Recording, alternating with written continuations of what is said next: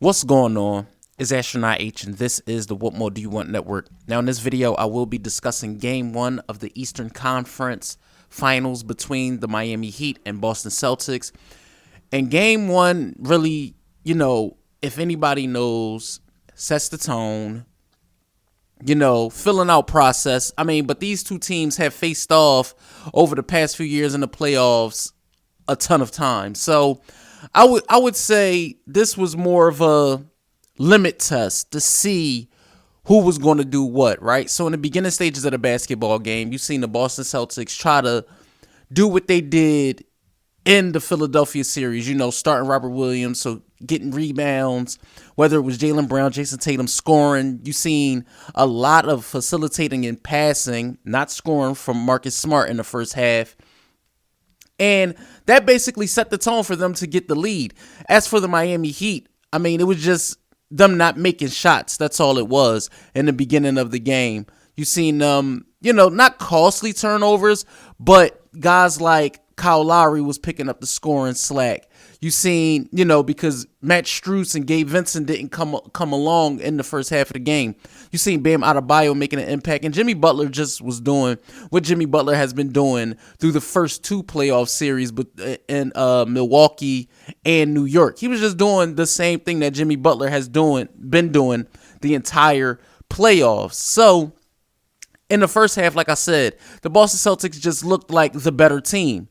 That all changed in the third quarter. Miami came out with a sense of urgency, poise. They looked like a team that wasn't down at halftime. That's basically what they looked like. They looked like the team that wanted the game, took the game, and ultimately won the game. I don't know what happened with Boston as far as Jason Tatum. He wasn't as aggressive. Yes, he did have 30, but I feel like in that game scenario, he could have had more, especially down the stretch of the game where the Heat did have the lead, but the Boston Celtics just were not executing. Marcus Smart did go to the locker room with an apparent, I believe, some type of lower leg injury. They didn't speak about it in the game, but he was on the sideline using a massage gun, and Joe Mazzulla didn't put him in until like 6:20 or some way half point through the fourth quarter. Marcus Smart got back into the basketball game, and I feel like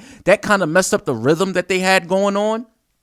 Also, Robert Williams wasn't rebounding the basketball the same way, but to pick up his slack on the rebound, and then you had guys like Jaylen Brown who had over his average of rebounds at 9. So, the Celtics, I feel like they threw that game away. That game was a game that they should have won.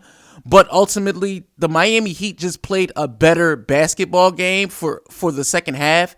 They played a better 24 minutes than the Celtics did. And I feel like if you are the Celtics, in game 2, you have to be more poised. You have to show a sense of urgency, because you don't want to go down 0-2 and then head to Miami.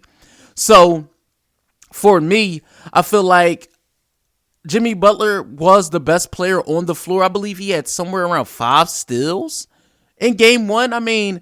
He was doing everything, whether it was making tough shots. He made a tough 3 down the stretch of the game. It was just a fact of the matter that you now what we're seeing from Jimmy Butler, no one should be surprised at this point. Nobody should be surprised. And he's taking on that role of this defining moment. He knows that the Miami Heat are closer to going back to the NBA Finals than they were a year ago. I feel like if the Celtics allow, the Miami Heat to stick around in these games, they'll figure out ways to win. They'll figure out ways to win. They have enough talent to get a game or two. And I'm not going to lie, I picked the Celtics to win this series in 6. So if the Boston Celtics don't come out in game 2 with a sense of urgency, they can find themselves in an 0-2 hole going to Miami. I feel like it has to be more about what Tatum isn't doing. He has to be, I feel like, yes, he scored 51, right, against the Sixers. Game 7. But he has to do more against a team like Miami. And I'm not speaking just on the realms of scoring, but wanting to take the game over at pivotal moments of the game, you know? We're not going to be shortchanged by Jimmy Butler. We're not going to be shortchanged by the Miami Heat. They're going to show effort. Whether it's Bam Adebayo, who had himself a good game as well. You know, guys coming off the bench like Kyle Lowry. You know, Duncan Robinson. So it's going to be interesting to see what the Boston Celtics do. Make no mistake, Malcolm Brogdon had a good game. The Celtics had a good game. They just didn't have enough within the stretch of the second half to give them a win instead of a loss in Game 1. But again, for the Miami Heat to get Game 1, go up 1-0 in this series is definitely a big, big, big deal.